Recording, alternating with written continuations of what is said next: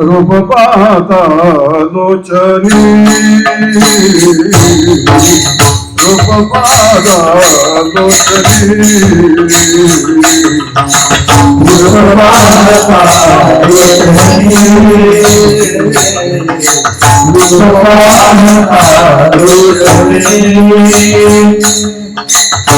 रूप पाहता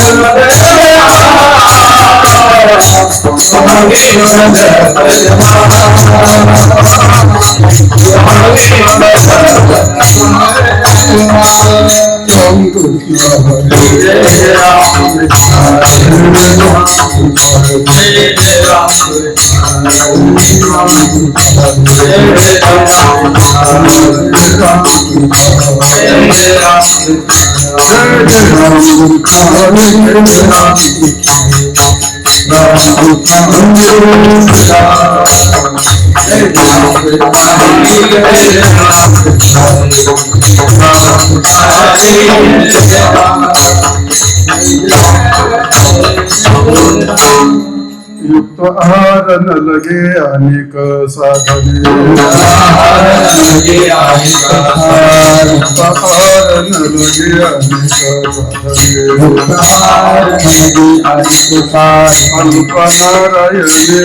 साधने अल्प नारायणे दास योगा माझे करावे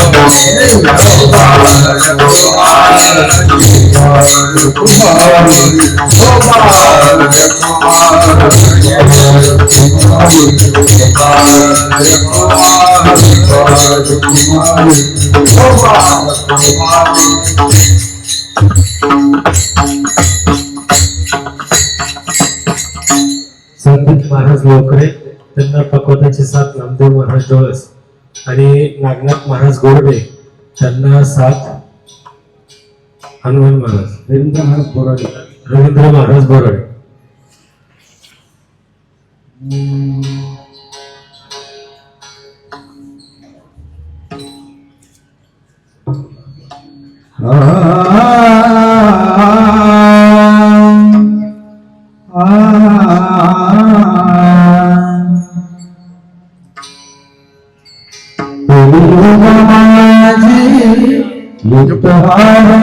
लगे आणि युक्त आहार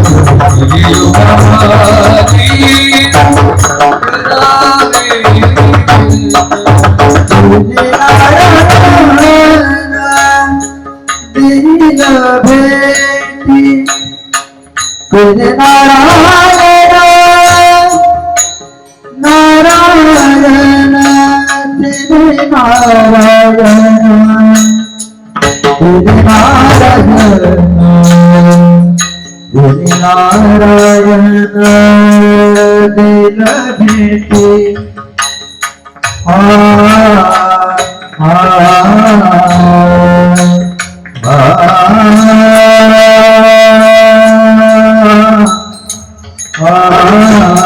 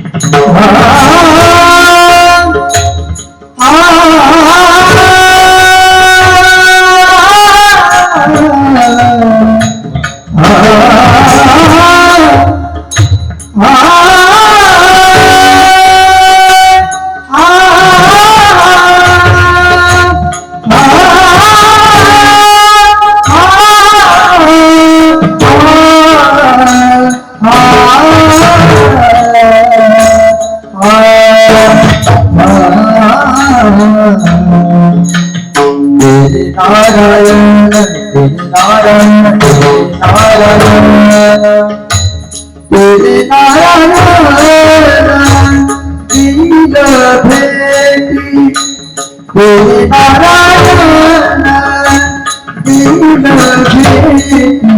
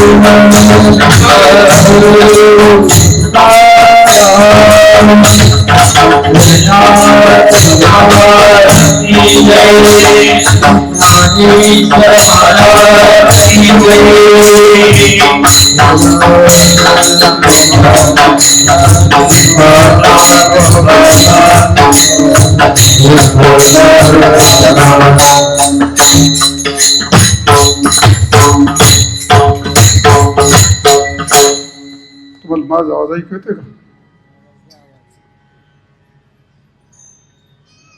अरे ते पखवाद एवढे लावले ते काय तर काय विशेष नाही, मला काही समजणार. चार मग एक म्हातारा माणूस मी, किती वाढवायचं ते? काय तिला काही आवश्यकता आहे का काय त्याची? काय आता बोलावं तर लगेच राग येतो तुम्हाला. चालते मला काय तासभर बोलायचे.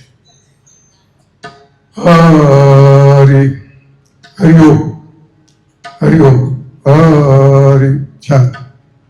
आता असंच छान असंच ऐकू. युक्त आहार न लगे अनेक साधने, अल्पनारायणे दाखविले. कलियुगा माझी करावे कीर्तन, तेने नारायण देल भेटी. न लगे लौकिक सांडावा व्यवहार, घ्यावे वनांतर भस्मदंड. तुका म्हणे मज अनेक उपाव. पुढे काय रे? दिसती तेवाव नामे वेद.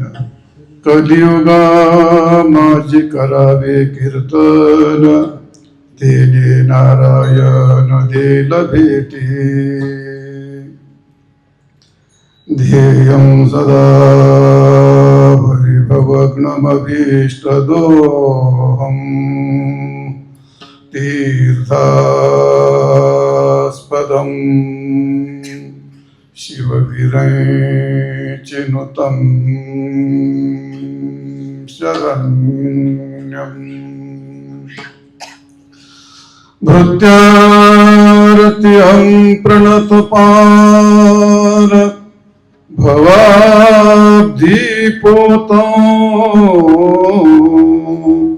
वन्दे महापुरुषदे चरणारविन्दम्.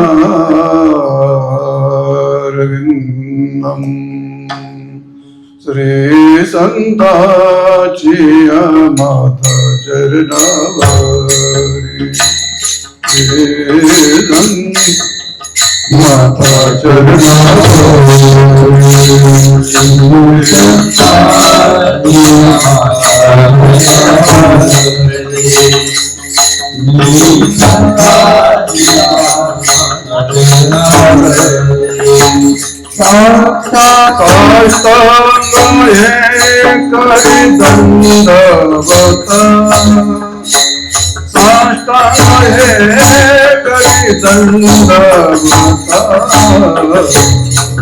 क्रांति पावलो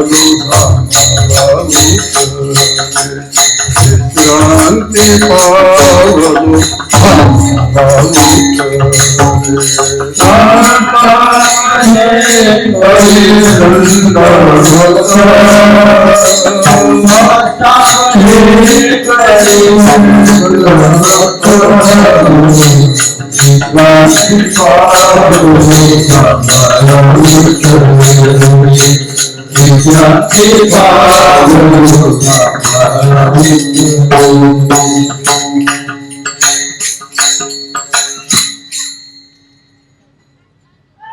युक्त आहार न लगे अनेक साधने, अल्प नारायणे दाखविले.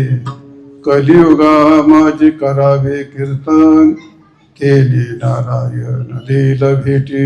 प्रस्तुत सेवेकरता घेतलेला अभंग संत श्रेष्ठ वैराग्यमूर्ती जगद्वंद्य जगद्गुरु श्री संत तुकाराम महाराज यांचा हा 4 चरणाचा भगवन नामाचा विशेष महिमा प्रतिपादन करणारा, कलियुगामध्ये सर्वसाधारण सामान्य माणसांचा उद्धार कसा होईल या साधनेचा निश्चित पत्ता सांगणारा असा अत्यंत उत्तम गोड आणि चिंतनीय अभंग सेवेकरता निवडलाय. तुकाराम महाराज या अभंगात असं म्हणतात, युक्त आहार न लगे अनेक साधने न लगे. युक्त आहार याचा अर्थ कलियुगातल्या माणसांनी योगासारखे कठीण साधनं करू नयेत. आणि अनेक साधने न लगे. इतर जप तप योग याग तीर्थ व्रत वैकल्य कर्म उपासना ज्ञान इत्यादी इत्यादी साधनाच्या भानगडीत त्यांनी पडू नये. ते कोणतेही साधनं कलियुगामध्ये त्यांनी करू नये. त्याचं कारण कलियुगातल्या माणसांना अत्यंत अल्पबुद्धी आहे, अत्यंत अल्प आयुष्य आहे, अल्प वैराग्य आहे. अत्यंत अल्पजीवी माणसाकरता सर्व साधू संतांनी अवतार घेऊन आपल्या उद्धाराकरता विशेष प्रकारचा वारकरी संप्रदाय उभा केला आणि वारकरी संप्रदायातून एक नामसाधना सर्व साधन सर्व दोषाची निवृत्ती करणारा असा जो पापाची निवृत्ती करतो, विक्षेपाची निवृत्ती करतो आणि मोक्ष प्राप्त करून देतो असा हा नाम संप्रदाय, भक्ती संप्रदाय, प्रेम संप्रदाय असा नामाचा महिमा असल्यामुळे महाराज म्हणतात अल्पनारायणे दाखविले भागवतामध्ये गीतेमध्ये भगवंताने अत्यंत अल्प सुलभ आणि सोपं साधन सांगितलेलं आहे. कोणतं? कलियुगा माझे करावे कीर्तन तेने नारायण देल भेटे. कलियुगातल्या माणसाने नामसंकीर्तन करावं, कीर्तन करावं. याचा अर्थ कमर बांधून लोकांना सांगू नये, ते नाम साधना करावी. नाम साधना जर केली तर त्याच्या जीवनात बदल होतो. कलियुगामध्ये सध्याच्या काळामध्ये माणसाचं जीवन बदलण्याकरता एकमेव साधन आहे ते भगवंताचं नामस्मरण. बदल व्हावा इच्छेने केलं असेल तर, परमार्थ करायच्या इच्छेने केलं असेल तर सोंग ढोंग करणाऱ्याला त्याचा काही उपयोग होत नाही. आणि म्हणून महाराज म्हणतात कलियुगा माझे करावे कीर्तन तेने नारायण देईल भेटी. सप्रमाण उदाहरण अनुभव तेने नारायण भेट देईल सुखी येतो घरा नारायण. आम्ही कधीही संतांना मानलेलं नाही. माळी घातल्या, कीर्तन केले, दुनिया केली, 700 वर्ष झाली, पण समाजाने संतांना नाही स्वीकारलं. महाराज नाही स्वीकारलं, स्वीकारलं नाही तो तुम्हाला. समाजाला निर्लज्ज समाज असं म्हणतात. त्याच्या डोक्यात काय गोंधळा भरलाय आणि कोणी भरवलंय सांगता येत नाही. इकडचे लोक तिकडं आणि तिकडचे लोक इकडं. इकडची देवीची त्या देवीला, तिकडची देवीची ह्या देवीला. कोणीकडं पळते आणि त्यांच्या बापाने काही गठडं बांधून ठेवलं तिथे. अरे संतांचा आदर्श घ्या ना. काही कोणाचा आदर्श होऊन परमार्थ करता, कोणाचा तरी आदर्श घ्या, कोणातरी एकदा स्थिर व्हा. तुकाराम महाराज, ज्ञानेश्वर महाराज, नामदेव महाराज हे कोणत्या कोणत्या तीर्थाला पळत होते गठोड घेऊन, गाड्या भरून कोणीकडे जात होते. कोणाचा आदर्श घेतात माणसं काही समजायला तर. मेलो कीर्तन करून करून मेलो आम्ही कीर्तनकार. 700 वर्षापासून झालं, पण समाजाने देवही नाही ठरवला, अजून संतही नाही ठरवले आणि त्याने काही निर्धारही नाही केला. 2-2 माळा घालतात, कुणीकडे बोंबलं चालत होते. आता काय माझं तोंड नाही धरत त्यांना, काय सांगा. काय तुम्ही जर कीर्तनाचं संतांचं काही मानायलाच तयार तर सांगून तरी काय उपयोग आहे तुमच्या पुढे? काय सांगा तुम्हाला? सुखे येतो घरानारायण पाव वाचून वाचून पीठ झालं ते हरिपाठाचं, पण नाही समाजाच्या डोक्यात घुसत. महाराज अरे शबरीच्या घरीत भगवान गेले, तुकारामाच्या भांडाऱ्या डोंगरावर काट्यात भगवान गेले, चोखोबरायांच्या घरीच भगवान ढोरे वाढायला गेले, सावतामाळ्याच्या मळ्यात जाऊन भगवंतांनी खुरपलं, गोरवा काकाच्या घरी जाऊनच चिखल तोडवला. हे काहीतरी थोडं तरी समजून घ्या ना, थोडं तरी समजून घ्या. सुखी येतो घरा नारायण तेने नारायण दिल भेटी निश्चित खात्री. आज नाही उद्या अधिकार वाढवा, पात्रता वाढवा, एकनिष्ठ ठाईचं बैसून काही एक करा एक चित्त नावडी अनंत वाव. देव काय देवाचा बाप शिव देते ना आपल्याला. फळाने पिकायचं असतं, फळाचा पुत्र रागूच्या मागं लागत नाही. रागू येऊन शिव देतो. ऐशी कर्म साम्य दशा तेथ होय विरिशा आपोआप येतो. आतापर्यंतचे इतिहास असे सगळ्या संतांचे. कधीही देवाच्या पाठीवी मंदिरात होसकलेच ना आपल्यासारखी, कधीच कोणत्याकडे गेली नाही ती. अशी ताकद वाढवायची. आणि बाईने अशी नवरीची सेवा करायची. त्यांनी तिच्या पुढे 4 वेळा मुजरा केला पाहिजे. भक्तांनी देवाच्या आशिष, भक्तांनी कधीच नाही देवाकडे वळून पाहिलं, कधीच नाही देवाला किंमत दिली. महाराज तो सारखा कुत्र्यासारखा मागे पुढे लोंडा घुळीत होता. संतांची पात्रता. सुखी येतो घरा नारायण तेने नारायण देईल भेटी. आज नाही उद्या पुढच्या महिन्यात, पुढच्या वर्षी, 10 वर्षांनी, 100 वर्षांनी, पुढच्या जन्मात, 10 जन्मात परमार्थ जन्माने करावा लागतो. सप्ताहाला लंगूट लावून कुस्तीसारखा कौल लावला त्याला परमार्थ नाही म्हणत महाराज. बहु नाम जन्मना म्हणते ज्ञानवान माम प्रपद्यते. मागे बहुता जन्म हेच परमार्थ जन्माने मोजावा लागतो. महिन्याने मोजून नाही चालत, वर्षांनी मोजून नाही चालत. एवढ्या वाऱ्या केल्या आणि तेवढे सप्ते केले, नो, तसं नाही चालत. ते बहुनाम जन्माने मोजावं लागतो. केव्हा तरी कोणत्या तरी जन्मात निश्चित खात्री. संतांचे अनुभव आहेत, प्रमाण आहेत, पुराण सांगते, संत सांगतायत, वेद श्रुती सांगते. निश्चित भगवान आपल्या भक्ताकरता, भगवान सदैव तटस्थ आपल्याकरताच अवतार घेतलाय. आणि म्हणून तेने नारायण दिल भेटी इतिहास पहा. तुकोबारांची खात्री आहे, महाराजांचा अनुभव आहे. कलियुगात भगवंताचं नामस्मरण करा, शुद्ध निष्काम भावने करा. तुमच्या घरातील नाही, तुमच्या घरात तुमच्या बाईला काम करू लागेल. किती उदाहरणं पाठीत तुमच्या उदाहरणं. कोणाचे बाळातपण केले, कोणाचं चिखल तोडाला, कोणाची ढोरं ओढली. काय आपला शत्रू आहे काय तो? आपला शत्रू आहे तो नाही. आपली भावना तशी होत नाही महाराज. आणि महाराज म्हणतात सुखी येतो घर. काय कलियुगा माझे करावे कीर्तन, तेने नारायण ढील भेटे. महाराजांचे शब्द आहे. तुम्हाला मनोर कोरायचे, घ्यायचे न घ्या, आम्ही आपलं सांगतो. आम्ही काही जगाचे गुरु आहेत आणि आम्ही तुम्ही आम्हाला किती, आमसारखे 100 महाराज गोळा करून खिशात घातले तर फुटणी खाऊन मोकळे झाले तुम्ही. आमसारखे लय गेलीत माकोजी. म्हणजे ठीक आहे, नामस्मरण करायचं आणि तुमचा देव भेटेल, पण मग त्याकरता काय करावं? महाराज म्हणले काही करू नको, डोकं नको चालूस. न लगे लौकिक सांडावा, न लगे व्यवहार सांडावा. लौकिक सांडू नको. व्याही, भाई, जावई, बायको, मेवणी सर्व जशाला तसं ठेव लौकिक. काही पांचटपणा करू नको त्यातला. न लगे सांडावा व्यवहार. राजकारण करतो ना, चांगली गोष्ट आहे, कर. ते फार वाईट आहे, अशातले भाग नाही. गावकरण करतो, कर. तुला त्याच्यात रस ते कर. शेती करतो, कर. उदरनिर्वाहाचं साधन आहे. नोकरी करतो ते कर. व्यापार करतो ते, पण चोऱ्या नको करू एवढंच फक्त त्यात सांगायचं. नाही तर चोऱ्या करतो तर कर असं नाही सांगायचं. शेती कर, व्यापार कर, काय जे करायचं न लौकिक न सांडावे आणि व्यवहार पण न सांडावे. शुद्ध व्यवहार केला तो परमार्थ होतो माणसाचा. ते जो कर्म असतो तोच धर्म असतो. जो कर्म असतो तेच यज्ञ असतो आपला. मग महाराज म्हणतात न लगे लौकिक सांडावा व्यवहार. काही सांडू नको. घ्यावे वनांतर भस्मदंड. वनाला जाऊ नको, भस्माचे पट्टे लावू नको, भगवं घालू नको, सोंग करू नको, ढोंग करू नको. सोंग करणारी माणसं ही 1 नंबरची लबाड माणसं असतात. हे समाजाला फसवणारी माणसं असतात. सोंगे छंदे काही देव जोडे आयशने. अरे सोंगाने छंदाने बोंबला जाताना भाडो काय पदरात नाही पडायचं. काय तुम्हाला किडा नाही दाखवायला लोकांना. दाखवल्याने काय पदरात पडते माणसाच्या. तुकाराम महाराज म्हणतात नको नको नको नको. सोंग काही करू नको. दाढीच वाढीतो, भस्माचेच पट्टे लावतो, भगवच घालतो, उलथच करतो, पालथच करतो. अरे का? अरे देशांतर करून काय होतं? भाषांतर करून काय होतं? वेषांतर करून काय होतं?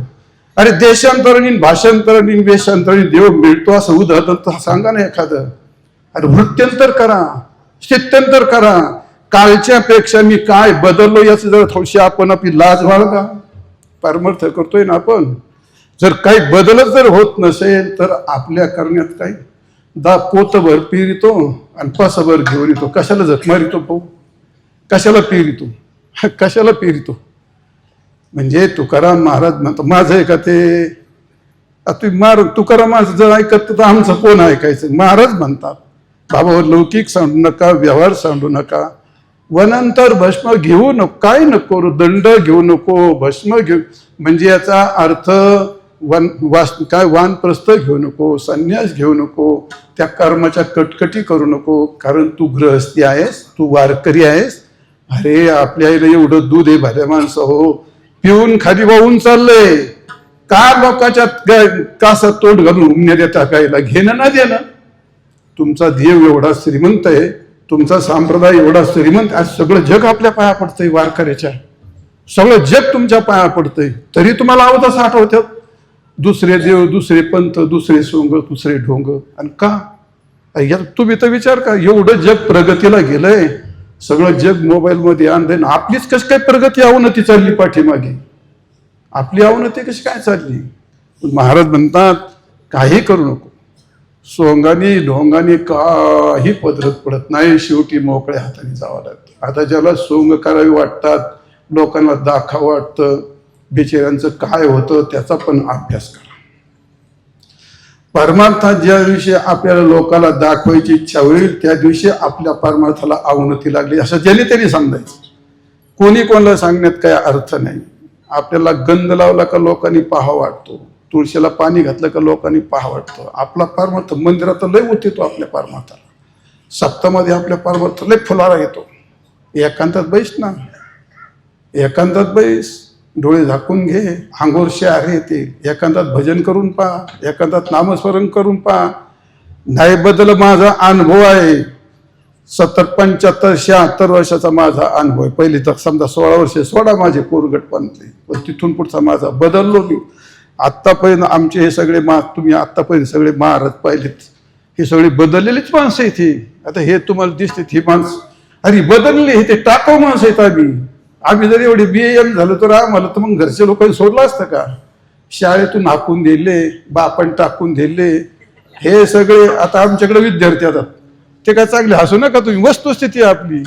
गुरुजीला दगड मारणारे, आईबापाला शिव्या देणारे, हा आणले आमच्या बोकाटे बाबा याला महाराज भार. एक श्रीरामपूरची बाई घेऊन आली माझ्याकडे, ते एक विद्यार्थी. अगं म्हटलं बाई याला शाळेत जाऊ दे, ते लहान आहे. तुम्ही बाबा शाळेत नाही जात. ती मग मी मग काय करतो, तुम्ही तुमसारखंच बोंबलत फिरतो. शाळेला काही लोकांची भावना आहे आमच्याबद्दल.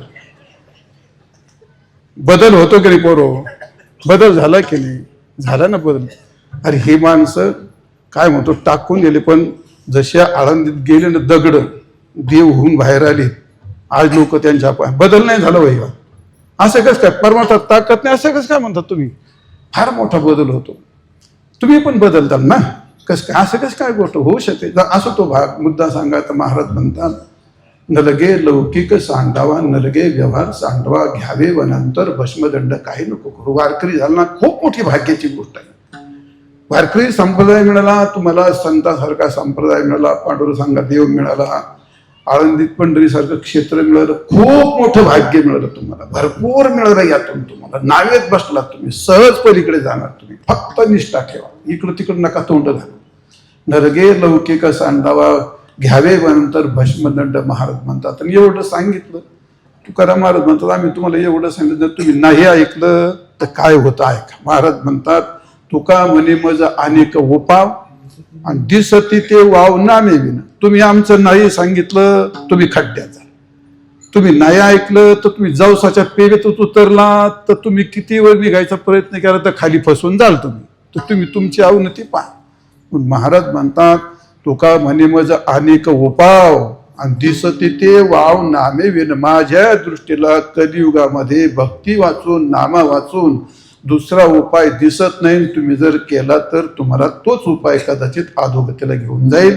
कलियुगा माझी करावे कीर्तन, तेने नारायण देईल भेटी. मी असा अभंगाचा थोडासा आज लांबलचक अर्थ सांगितला. असो तो भाग. विठाल विठाल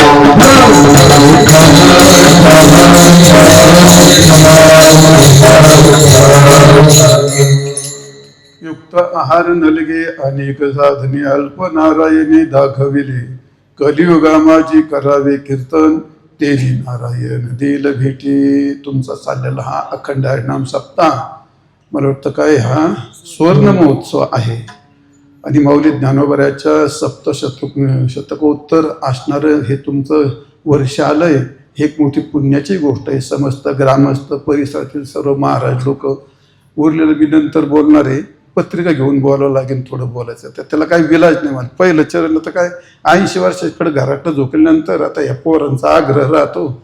या बोत एक ठिकाणी आम्हाला म्हणजे आम्ही सगळे ब्रह्मचारीच गोळा केलेत, म्हणजे तुम्हाला यावं लागेल. इथंही तसंच दिसतं काय? तसं नाही दिसत वाटतं इथं.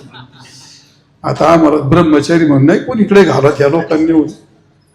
पण चांगली तुमची भावना चांगली. मला ती पत्रिका पाहिलं समाधान वाटलं, समाधान वाटलं, चांगले असं तो भाग. तुकाराम महाराजांनी काय म्हटले आपल्याला? महाराज म्हणतात, युक्त आहार न लगे अनेक साधने अल्पनारायणे दाखविले. महाराजांनी आपल्याला या अभंगामध्ये खूप काही विशेष सांगितलेलं आहे. कीर्तन ऐकत असताना लक्ष देऊन ऐकलं तर संतांचे बोल आपल्या लक्षात येतील.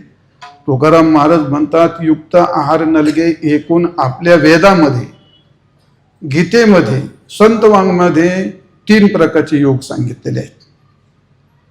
पहिला सांगितला कर्मयोग, दुसरा सांगितला उपासना योग आणि तिसरा सांगितला ज्ञानयोग. 3 योग सांगितले.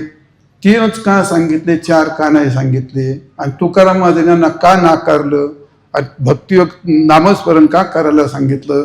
अशा 2-4 मुद्द्याचं चिंतन करणार. जवळ गाडीत पेट्रोल येतो गाडी चालणार, हे आधीच तुम्हाला सांगून टाकतो. जिथं पेट्रोल संपटलं तर बुडबुड करायला का जे विठ्ठल होणार. पण तसं मी तुमचं काम करणार आहे म्हणा. हा तसं अजून आहे, अजून काही चिंता नाही करायची. तर 3च योग सांगितले. त्याचं कारण या शरीरामध्ये आपल्याला भगवंतांनी 3च प्रकारच्या शक्त्या दिल्यात. पहिली शक्ती आहे क्रियाशक्ती, दुसरी शक्ती आहे भावनाशक्ती आणि तिसरी शक्ती आहे ज्ञानशक्ती. आपल्याकडे इंद्रियात म्हणून आपण काहीतरी करतो त्याला कर्मयोग असं म्हणतात, म्हणून वेदाने कर्मयोग सांगितलं. आपल्याकडे मन आहे, आपण करते, मानू शकतो, भावना करू शकतो, म्हणून वेदाने उपासना नाम भक्तियोग सांगितलं. आणि आपल्याकडे बुद्धी आहे म्हणून आपण काहीतरी जाणू शकतो आणि म्हणून वेदाने ज्ञानयोग सांगितला. योग 3च आहेत, शरीरात 3 शक्ती आहेत. बुद्धी आहे, तुम्ही काहीतरी जाणू शकता. मन आहे, तुम्ही काहीतरी मानू शकता. आणि इंद्रिय तुम्ही काहीतरी करू शकता. 3च शक्ती आहेत म्हणून 3 योग सांगितले. गीतेने 3 योगाचंच परिपालन केलं आहे, पुष्टी केली आहे. संतांनी त्याचप्रमाणे केलं आहे. आणि तुकाराम महाराज म्हणतात, हे 3ही योगाच्या भानगडीत काही पडू नका. 4था गोष्ट जो भक्तियोग सांगितला तो तुकाराम महाराजांनी सांगितला. विठाल विठाल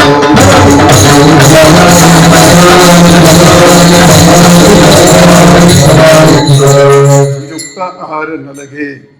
महाराज म्हणतात, तुम्हाला 3 योग सांगितले, कर्मयोग, उपासना योग, ध्यान योग आणि नंतर सांगितलेला आहे पतंजलीने कर्मयोग, अष्टांग योग. योग त्याला म्हणतात, योगशास्त्र. किती झाले आता? किती झाले? 4 झाले. कर्मयोग, उपासना योग, ज्ञान योग आणि अष्टांग योग. 4 योग झाले.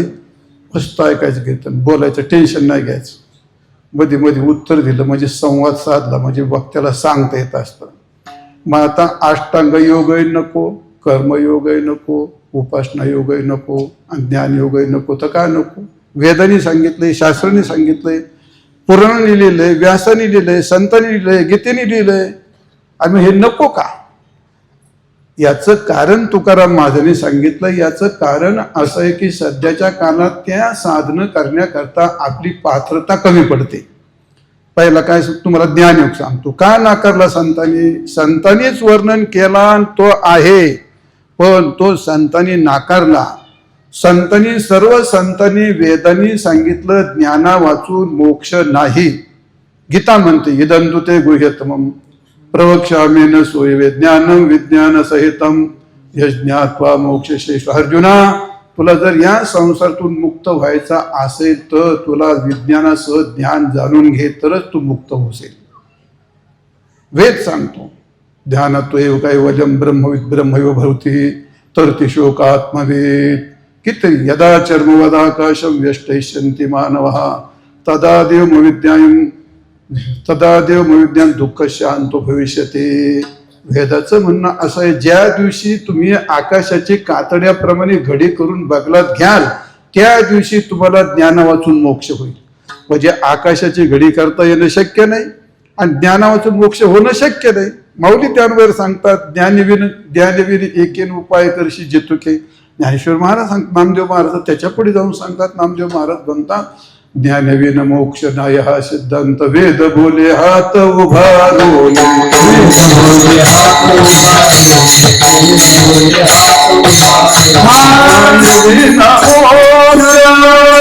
नाही हात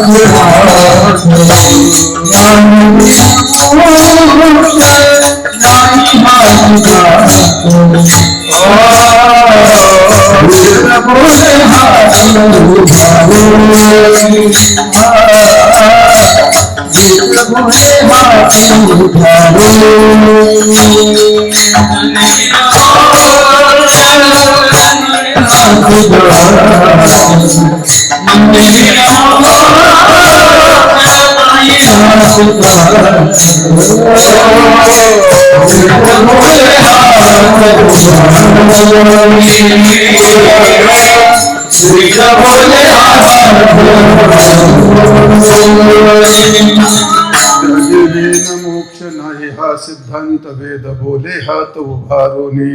नामदेव महाराज सांगतात, ज्ञानेश्वर महाराज सांगतात, तुकाराम महाराज सांगतात, तुका करी जागा वगैरे वेद सांगतो. मग तुकाराम महाराज म्हणतात नको ज्ञानाच्या भानगडीत नका पडू, ज्ञान हे फार क्लिष्ट आहे. अरे सर्व संतांनी सांगितलं, मग का नको? त्यातलं तात्पर्य संतांना माहिती होतं. पुढे कलियुगामध्ये शब्द ज्ञान, वेदांताचं ज्ञान इतकं सोपं नाही. अरे बुद्धीचे लचके तोडावं लागते. लोकांना परमार्थ फार सोपा वाटतो. हे आता काय तोंड नाही धडियांना ते सांगत ना, तर ते काही ठराविक समाज आहे, पोराला माहीत असेल मोबाईलमध्ये हिंदू धर्मावरचे द्वेष्टी माणसं काय लचके तोडतात. आता तुम्हाला कोणत्या भाषेत सांगू, तुम्हाला कोणालाही बुद्धीची खाज असेल ना, कोणालाही बुद्धीचा कट असेल ना, तिने येऊन बस माझ्या पुढे, तुला सांगतो काय असते ती गोष्ट. माझ्या पुढे बसले शे बसलेत, इंजिनियर डॉक्टर बसलेत, फार दुमते तिमते होते. प्रभाकर ऐकून बघ, भामती ऐकून बघ, चित्सुकी ऐकून बघ. एक तरी वळ कळते का तुम्हाला? एक अक्षर तरी कळतंय का तुम्हाला? इतकी सोपी गोष्ट आहे. आणि 40 वर्षे घासतोय मी, फार घटे पडलेत मला, कुठंतरी काठोर टेकलोय, काठोर. इतकी सोपी गोष्ट आहे परमार्थाची. शब्दज्ञान इतकं, ब्रह्मज्ञान इतकं सोपं आहे. बुद्धीचे लचके तोडते महाराज, हडकं बाहेर काढित येते. आणि कलियुगामध्ये ही माणसाला गोष्ट शक्य नाही, हे तुकाराम महाराजाला माहिती होतं. आणि म्हणून महाराज म्हणले, बाबा हो, या वेदांताच्या आणि तत्वज्ञानाच्या भानगडीत पडू नका. सर्वसारथी विशिष्ट माणसाचं काम आहे, एका विशिष्ट व्यक्तीचं काम आहे ते. तुम्ही त्यात पडू नका. तुमची वेळ, तुम्हाला फल तर तेच मिळणार आहे ना. म्हणून कलियुगामध्ये माणसांना ज्ञान सांगणारे, ज्ञान ऐकणारे नसतील. म्हणून महाराज म्हणतात कलियुगामध्ये कीर्तन करा. सध्याच्या काळात तुम्हाला माहिती, मला माहिती, सगळ्याला माहिती, ज्ञान सांगणारे किती आणि ज्ञान ऐकणारीची लायकी नाही.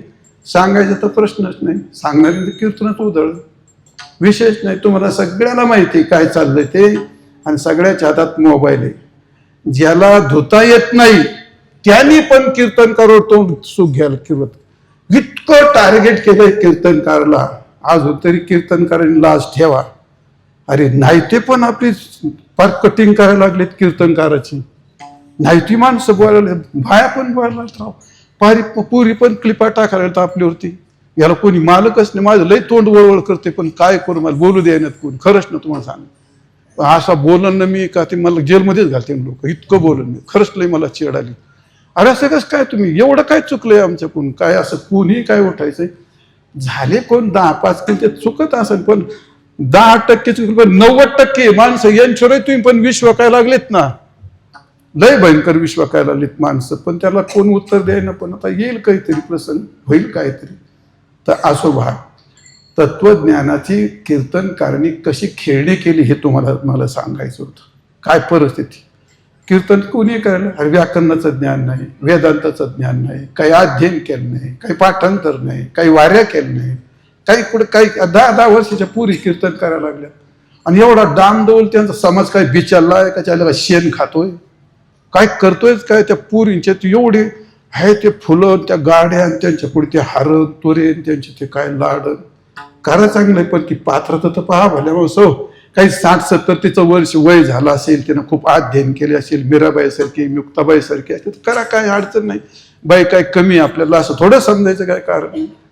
पण अशी गोष्ट होती ती का, पात्रता नसताना, अरे व्याकरणाचं ज्ञान नाही, व्याकरण शिकावं लागतं, संगीत शिकावं लागतं, गायचे लय कंड आहे तुला, संगीत शिक ना. कुणीकडे काय दुर्गा म्हणतो भोगच्या ताना मारतो, देश म्हणतो कसं ह्याच्या हंसधोरीच्या ताना मारतो, कोणीकडे बी काय ओरडतो तो मोकार आहे काय तुला. जे करायचं त्याचा अभ्यास करावा, माणसं अभ्यास करावा, पात्रता निर्माण करावी, मग करावं. व्याकरणाचं ज्ञान नाही, वेदांताचं ज्ञान नाही, लागला कीर्तन करायला का करतो, कशा करता करतो, त्याचं ज्ञान कुठं उतू आले मला हे काही कळायला तयार नाही. पण जाऊ दे, आपल्याला काय आता एवढं बी एकटा काय करणार. मुद्दा सांगायचा, कलियुगामध्ये ते तत्वज्ञान सांगणारी माणसं नाहीत आणि ऐकणारी ही माणसं नाहीत हे तुकवऱ्यांना माहिती होतं. कलियुगात हे माणसाचं आयुष्य वायाला जाईल म्हणून महाराज म्हणले ज्ञान योगाच्या भानगडीत पडू नका. ऐकणाऱ्याची लायक सांगण्याची काय परिस्थिती. तुम्हाला एक उदाहरण सांगतो. विठाल विठाल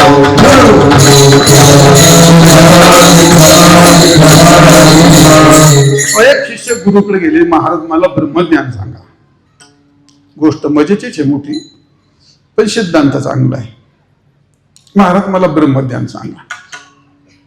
महाराज मोठी अधिकारी होते, तत्व अधिकारी होते पुरुष. ते म्हणले बेटा ब्रह्मज्ञान मी सांगितलं असं, पण तुझी ऐकायची लायकी नाही, तुझी पात्रता नाही. मग का, जा 12 वर्ष तप कर. काय नाही, एक भुक्त राहायचं, 12 वर्ष तप कर, 12 वर्षांनी ये परत, मग तुला ब्रह्मज्ञान सांगेल. बिचारा गेला, निष्ठावर होता, 12 वर्ष गेला अरण्यात, एक वेळ जेवायचा थोडा, 12 वर्ष तप केलं, आला घरी, आला स्नान केलं, भस्माचे पट्टे वगैरे, पंचपळी पात्र 16 वळणी असला, आला. गुरु महाराज माडीवरती राहत होते. त्या पूर्वीच्या काळात ते डब्याची संडास होती, ती बाई मुलगी निघाली संडास ते साफ करून, ती हे बोली ते आमचे शिष्य आलेत, ते जवळ आले का तुझ्या हातातला घाणीचा खराट त्याच्या अंगावर शेण पडायचा. तो हा हो ते महाराज, मी सांगतो तेवढं कर. आता ते काय, ती शिष्यच होती महाराजांचा. ते आले, ती घाण भरलेली खरटा आला आणि तिने शिपटला असा. आता तिने अंगावर शिपटल्याच्या नंतर तू काय केलं असेल हो, त्याने तिचे पाय पडला असेल का तू. आता काय सांगायचंय महाराज तुम्हाला, ती त्याचा जीव घ्यायचीच राहिला. ते तुला कळतं का म्हणला, मी 12 वर्ष तपश्चर्या करून, हा हो काय आता तिथे सगळं. गुरु महाराजांनी पाहिलं, गेला स्नान बिन करून आला, पुन्हा सगळं आला. महाराज ब्रह्मज्ञान सांगा मला, 12 वर्ष तपश्चर्या करून आलो. गुरु महाराज म्हणले बेटा तू तपश्चर्या करून आला, पण तुझी ब्रह्मज्ञान ऐकायची लायक नाही. आता परत 12 वर्ष जा, नुसते झाडाचे पानं खाऊन ये म्हणजे. आता पानं फळं खायचे आणि तपश्चर्या करून यायची. घ्यायला बिचारा 12 वर्ष घ्यायला आला, तपश्चर्या करून आला. आता ठरल्याप्रमाणे आता पहिले 12 वर्ष, दुसरे 12 वर्ष, आजच्या काळात जाय 12 वर्ष, जाय 12 वर्ष जाईल का कोण. हा पहिले 12 वर्ष, दुसऱ्या 12 जायचा महाराज फारच, याचं काय, याचा बाप दुसरा. हा 6 महिन्याला महाराज बदलणारी माणसं आहेत. काय माणसं, काही संप्रदाय बदलतात, काही महाराज बदलतात, काही देवच बदलतात. काय ते काय विचारूच नका. ते मनोमार्ग गेला, हे असे कुत्र्याच्या मोतीन मारायचं तुम्हाला सांगतोय. मनोमार्ग गेला आणि तो येथेच मुकाला. आज कोणत्या देवाला जाईल याचा काय भरोसा नाही त्याचा. तो आला बिचारा ठरल्याप्रमाणे. ती बाई निघालीच नेमकं त्यावेळी. महाराज हे बेटा हे बघ, तो आमचा शिष्य आलाय परत. आता त्याला खराटा नाही शिंपडायचा, म्हणजे मग जवळ गेला त्याला असा धक्का द्यायचा, त्याच्या अंगावरच घाण पडली पाहिजे. आता ती भलती घाबरली मुलगी, म्हणजे महाराज तुम्हाला मागच्या वेळी एवढं केलं, आता जर काय केलं तर तू माझा जीवच घेईल, माझं थडगं बांधील. तो काय नाही, तू मी करतो, मी सांगतो ते कर. ते आला समोर, तिने पाहिलं आली बाबा ही पुतना म्हणला गेल्यावर मागच्या वेळेची. आणि समोर आल्यावर तिने एकदम धक्का दिला, अंगावर सगळी घाण पडली. आता पहिली खराट्यापेक्षा दुप्पट घाण होती. आता अजूनही गरम झाला, पण पहिल्यापेक्षा जरा कमी झाला. हा ना पुन्हा महाराज मला ब्रह्मज्ञान सांगा. महाराज म्हणले बेटा तुझे अजून ब्रह्मज्ञान ऐकायची पात्रता नाही, जा 12 वर्ष तपश्चर्या करून ये. आता नुसतं पाणी पिऊन तपश्चर्या करून यायची. गेला असेल का हो तो, गेला. याला परमार्थ म्हणतात महाराज, याला निष्ठा म्हणतात.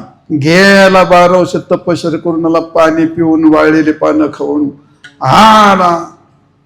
आता आल्याच्या नंतर त्यांनी इकडून पुन्हा ती मुलगी सांगितलं बेटा त्यात आमचा शिष्य आलाय, आता खराटा नाही शिंपडायचा आणि धक्का नाही. जवळ आला का डोक्यावर छटा उचलायचा, त्याच्या अंगावर पालथा करायचा. मुलीच्या मांड्याच लटलट करायला लागल्या. ती मांड्या विठ्ठल विठ्ठल तिने म्हणलं आता काही खरं नाही आपलं. आता ते आता तुम्ही सांगा तपश्चर्या की झाली 36 12 त्रिक मग तुम्ही 36 वर्षाचा माणूस नीट चालेल का हो? 4 वर्ष आळून दिलं जातोय मला असं वळंब्यात चालत आहे ना. अरे अरे अरे अरे अरे अरे अरे 2-4 चाली म्हणताय तर 2-4 बोल वाज होते तर काय त्याचा रुबाब पण काय ते 4 वर्षात जर एवढा वळंबा मिळतो तर मग ते 36 वर्षाचं काय असन. कसं असू येते कसे गुदगुले होतात. 36 वर्ष आलो बिचारा समोर आला. आल्याच्या नंतर महाराजांकडे बघत आला ना झोक्यावरचा डबा उचलायचा आणि पालथा करायचा. आता तो आला ती बिचारी मुलगी आता गुरुची आज्ञा झालं का आल्या त्यांनी पाहिलं वाली म्हणतात डोळ्याचं पात लवता न लवता ते डबा उचला का डांगोर पालथा केला. पालथा केल्यावरती आता काय केलं असेल तुम्ही फक्त चित्र लक्षात घ्या. 36 वर्ष तपश्चर्या केली. अगदी तपश्चर्याने तप्त झालेली व्यक्ती समोर आला काय डायरेक्ट संडाचा डबा त्या बाईने अंगावर काय झालं असेल बरं. आता चित्र असं बदललं महाराज. परमार्थाचं मर्म लक्षात घ्या. चित्र असं बदललं. हातातली पंचफळी फेकून दिलं आणि त्या बाईला साष्टांग दंडवत घातला. म्हणलं बाई तू बाई नाहीस माझी आई आहेस. तू माझा खरा गुरु आहेस. तू मला बारत्रिक 36 वर्ष तपश्चर्या घडवली आणि तू माझे डोळे उघडलेत. बाईचे पाय धरले महाराज. पूर्ण घाईनांग भरलेलं होतं. गुरु महाराज माडून खाली पळत आले. घाणी सगळं शिष्य उचल बेटा उठ तुला ब्रह्मज्ञान सांगतो. त्याला म्हणतात पात्रता. आणि एवढ्या पात्रतेत ब्रह्मज्ञान टिकतं. आपल्या तो नाथ महाराज म्हणतात अरे ऐकण्याकरता सुद्धा पात्रता लागते. विरक्ती वाचून काही ज्ञानाशी तगणेच नाही ते काय पोरखेळ आहे. आणि म्हणून नाथ महाराज म्हणतात काम क्रोध लोभ जय काम क्रोध लोभ जयाचे अंतरी काम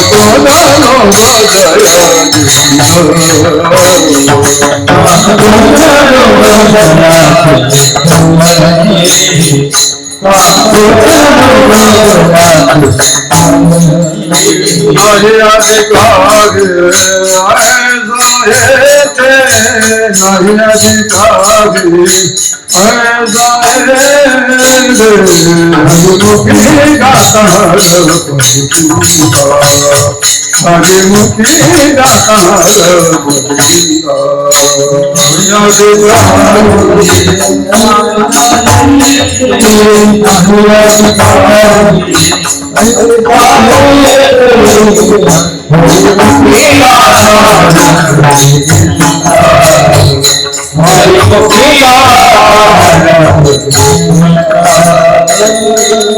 काम क्रोध लोभ जयाचे अंतरे नाही अधिकारी ऐसा इथे. जोपर्यंत अंतकरणातले काम क्रोध लोभ द्वेष मत्सर आपले कमी होत नाहीत मग त्याच्याकरता कोणती गोळी घ्यावी महाराज. कोणते इंजेक्शन घ्यावं. कोणत्या देवाला जाऊ कुठं जाऊ नको बघ. काही डोकं चालू नको. त्याच्यावर उपाय सुद्धा तोच आहे. नामस्मरण हाच उपाय आहे. पश्चाताप हा उपाय आहे. परमार्थामध्ये पश्चाताप सगळ्यात मोठा उपाय आहे. जोपर्यंत तुम्हाला पश्चाताप होत नाही तोपर्यंत साधना लागू होत नाही. पश्चातापेन शुद्धता. होऊ दे ना पाप. पाप झालेलं काय होतं. होऊ दे चुका झाल्या चुका झालंय पाप. पेला तू दारू केल्यात चोऱ्या केला विचार होऊ दे. आजपासून मागे झाले ते अवघेची व्हावं तुकाराम महाराज. आजपासून मात्र सगळं सोडून दे. त्याचा पश्चाताप झाला. पश्चातापेन शुद्ध काय म्हणतात अनुताप तीर्थे नहाला आणि नाहूनी मज आतू आला. तुकाराम महाराज म्हणतात नाहूनी अनुताप तीर्थे नाला नाहूनी मज आतू आला. न्याय नाये अनुतापे पांघरे दिशा हो स्वेद निगुदे अवघे अशा आणि होशील आधी होताची तैसा तुका म्हणे दशा भोगी वैराग्य. पश्चाताप होऊन कीर्तन ऐकल्यावर माणसाला पश्चाताप झाला पाहिजे. कीर्तन ऐकून पारायण करून पश्चाताप अरे आपलं देवा फार चुकलं. आयुष्य गेलं आपलं. आपलं काही बदल नाही झाला. देवा तुझ्याकरता मी माझं आयुष्य वापर नाही. माझं धन वापर नाही. माझ्या प्रपंचाची शक्ती तुझ्याकरता मी काही वापर नाही. पश्चाताप होऊन नामस्मरण केलं आपोआप पाप जातात. आमचे अनुभव आहे. आपोआप दोष जातात. ते प्रकृतीनिष्ठ असतात, ती लवकर सोडित नाहीत, खूप दिवस घेतात. ते असो मुद्दा. नाथ महाराज म्हणतात, काम क्रोध लोभ जयाचे अंतरी नाही अधिकारी ऐसा येधे. आणि म्हणून अरे आपण मातीतली माणसं आहेत, शेतीतली माणसं आहेत, बांधावरची माणसं आहेत. आता प्रपंच करावं का हे तुमचे कुटाने करावं, पिंट्याच्या आईला बोलू का हे तुमचं नामस्मरण करू, निवडणूक लढू का हे तुमची भानगड करू. तुकाराम महाराज म्हणले त्याच्यातच कर. या टापारा माझारी मोठके या आठा पारा माझारी मोठके निमिष भरू देत जाय. एवढ्या 8 तासातून एक तास अर्धा जाऊ दे, अर्धा 1 मिनिट तर देशील का नाही, पण थोडे परिणी रे. जाऊ द्या, मुद्दा माझा लांब जाईल तिकडे. मुद्दा सांगायचा आहे, कलियुगामध्ये ज्ञानाचे अधिकारी आपण नाहीत म्हणून तुकाराम महाराज म्हणतात ते ज्ञानाच्या भानगडीत पडू नका. मग कलियुगा माझे करावे कीर्तन, विठाल विठाल विठाल. दुसरा योग आहे कर्मयोग. आधी कर्मयोग सांगतो मला. कर्मयोगाच्या भानगडीत पडू नका. कर्म फार क्लिष्ट असतं. अरे ती संध्या करत असताना ब्राह्मण लोकांनी मापापेक्षा जास्त पाणी घेतलं तर त्याला 10 रुपयाचं पाप लागतं. ते ओम केशवाय मा माधवाय मा आचमन करत असताना मापाचं पाणी घ्यावं लागतं. यज्ञ करताना तितक्या लांबीचा रुंदीचा 16 खांब आपल्या सप्त्यासारखं नाही चालत, मुळाभर इकडं गाजरभर तिकडं. अहो काही चुकलं की गेलं कामातून. ते कर्मशास्त्र फार कठीण, अत्यंत सूक्ष्म. किंग कर्म किम कर्मेते कवयो पित्र मोहित. ते कर्मधर्माचे कायदे करण्यात त्यात माणसांची बुद्धी गुरफटली ती. आणि त्यामुळे कर्म हे सूक्ष्म असतं. त्यामुळे कर्माच्या भानगडीत पडू नये. सर्व संत म्हणतात कर्माची गोष्ट फार कठीण असते आणि त्या कर्मामध्ये मनुष्य घुसला की त्याचं सगळं प्रयोजन लांब राहतं. आणि म्हणून कर्म हे कठीण असतं. आणि त्या कर्माच्या बाबतीमध्ये कर्म मंत्र चळे थोडा तरी धडाचे होय बेडा असं आहे. आणि म्हणून कर्म करणं फार कठीण कठीण कठीण. तुकाराम महाराज म्हणतात या कलियुगामध्ये सगळे कर्म धर्म हे फार क्षीण झालेत, न्यून झालेत. महाराजांनी वर्णन केलंय. अवघ्या वाटा झाल्या क्षीण कधी ना घडे साधन. अवघ्या वाटा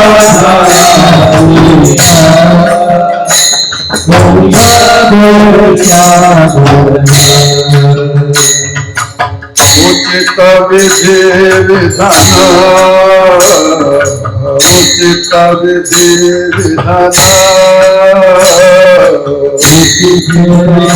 विधान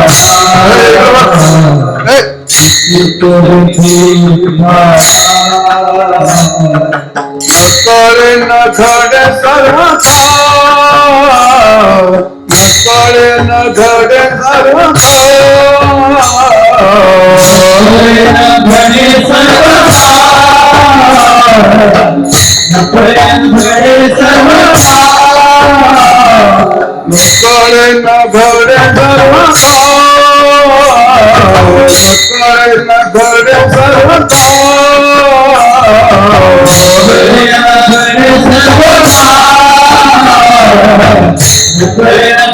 सर्वथा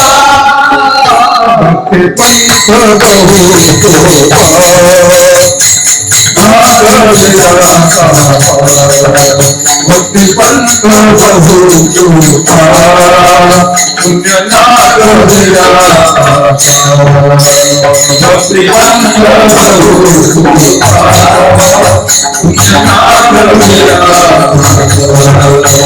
भक्ति पंथ भक्ति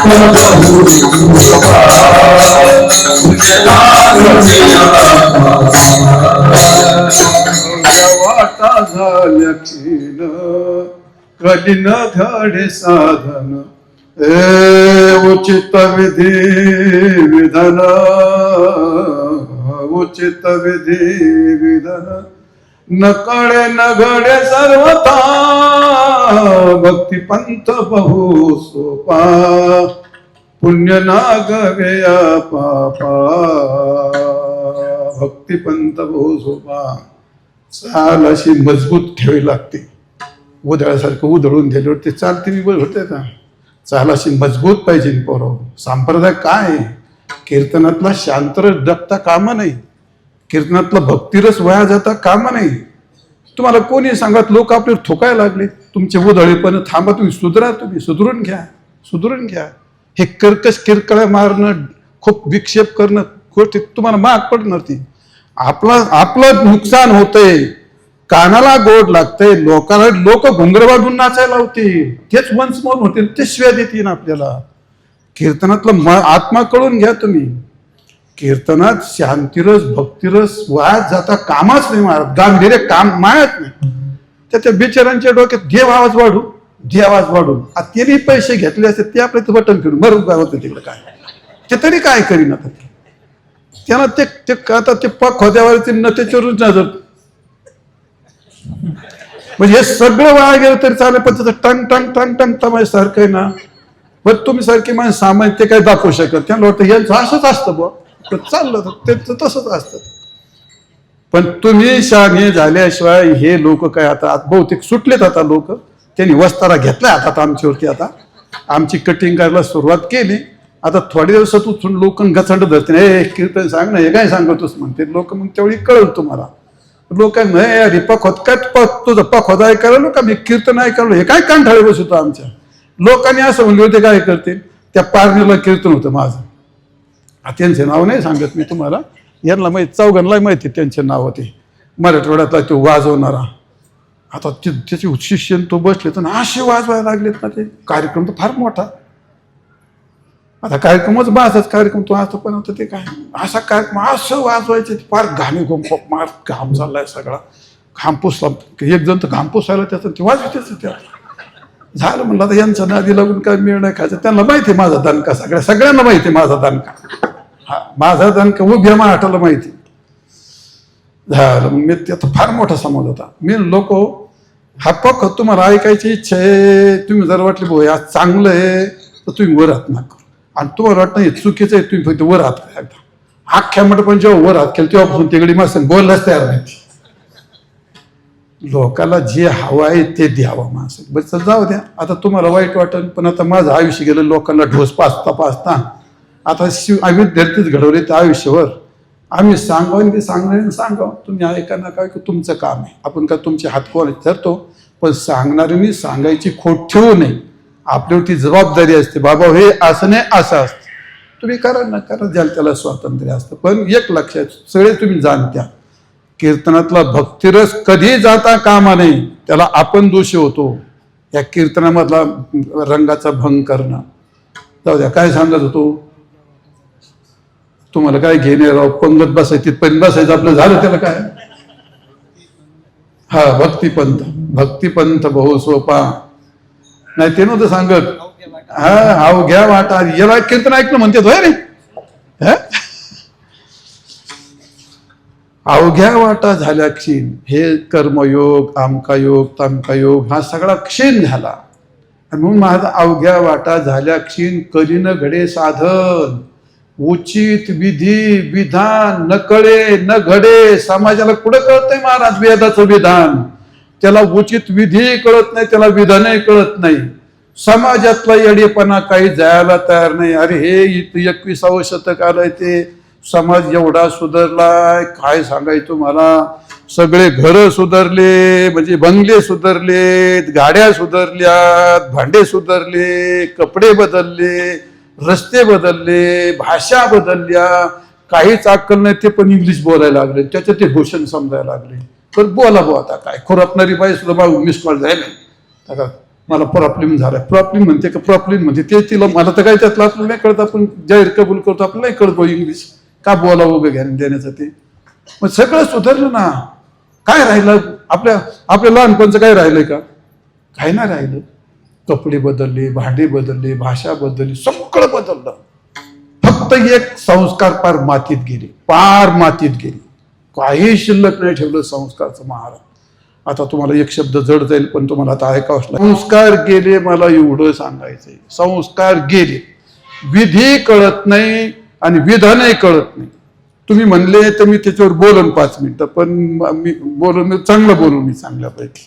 मला मुलींना ज्ञान सांगायचं, मग आम्ही आमच्या पोरीला सांगतो ना, हे आमचे आहेत ना, आता आमच्या मंडपात आले, आम्ही काय जगाला तुम्हाला, पण ते भलते विश्वकतात ती माणसं, असो तो भाग. मग महाराज म्हणतात, अवघ्या वाटा झाल्या चीन, कली न घडे साधन, उचित विधान न कळे न घडे. मग कर्म जर कळालंच नाही तर घडेल कस काय? घडणारच नाही महाराज. त्याला पहिलं कळावं लागतं आणि मग ते कर्म घडत असतं. पण मग ते कर्मचळे थोडा ते धडच होय वेडा, असा प्रकार आहे तो. आणि मग तुम्हाला उदाहरण सांगतो गमतीचं. विठाल विठाल विठाल विठाल,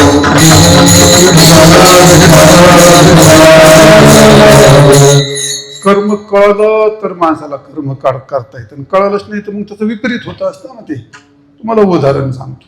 आता ते काही मंत्र, थोडे मंत्र चढवला का बिघडला का काय बिघडत ते असं.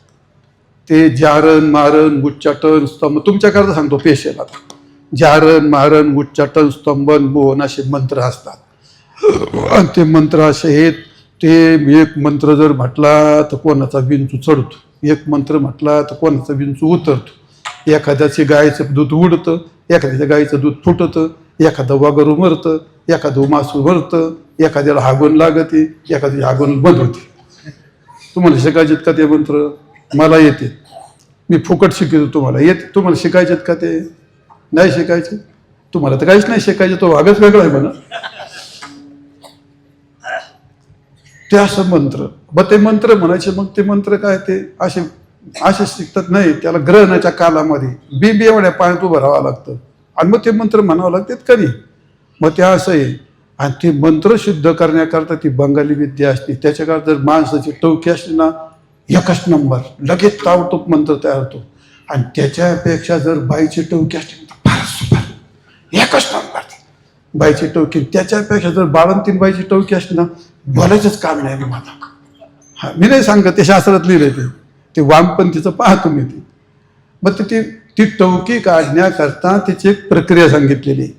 सांगून टाकतो प्रक्रिया तुम्हाला. ते काय प्रक्रिया असते ती, एखादी जर हिंदू धर्मातली बाळंतीण 6 महिन्याच्या आतली जर गेली तर तिला दहन नाही, तिला दफन सांगितलं. अशी जर दफन झाली असली तर मग तिला उठवायचं असतं. पण ते मंत्र शिकायचे सांगणारे ते लक्ष देऊन ऐका एकादशी आज. आणि मग ते आणि मग ते ज्याला त्या घरापासून तिथपर्यंत अशी राळ्याची रांगोळी फेरावी लागते आणि त्याला उघडं होऊन जावं लागतं. इथून ते लिंब नारळ बे सगळं घेऊन जावं लागतं. गार पाणी घेऊन जावं लागतं बादल्या हांड्या भरून. आणि तिथं ते जाऊन गार पाणी स्नान करावं लागतं दोघांनी पण. आणि मग ते मंत्र म्हणायचे. आता ते मंत्र म्हणायचे तर मग ते एकादशी दिवशी म्हणून चालतात का? ते नाही. मग कधी म्हणायचे? ते आमुष्याला. बर, मग ते काय आता ग्रामपंचायत मध्ये म्हणून चालतं, मंदिरात करते चालतं का ते? मग नाही. मग कुठं? स्मशानात. मग ते दुपारी चालतं का? नाही. मग कधी? अरे तुम्हाला चांगलंच पाठांतर राहू तुम्ही.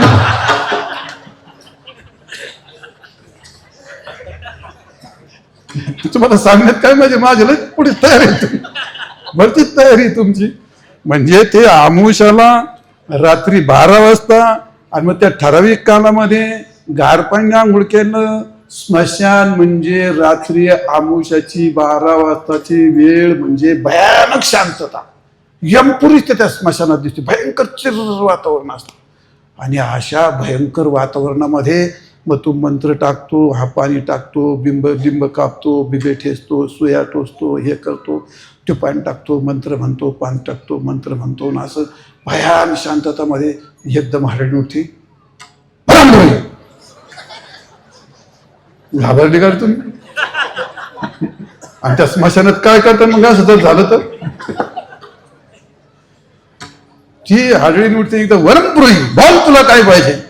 आणि एवढ्या जर त्याची बोबडी वळाली नाही आणि जर तो बोलून सक्सेस झाला तर ती त्याला प्रसन्न होते आणि मग ते मंत्र काम करतात. आणि जर का तिथं फेल झाला तर मग तुकाराम महाराज म्हणतात तिथं ते कर्मधर्म नव्हते सांगुन्या अंगी पतर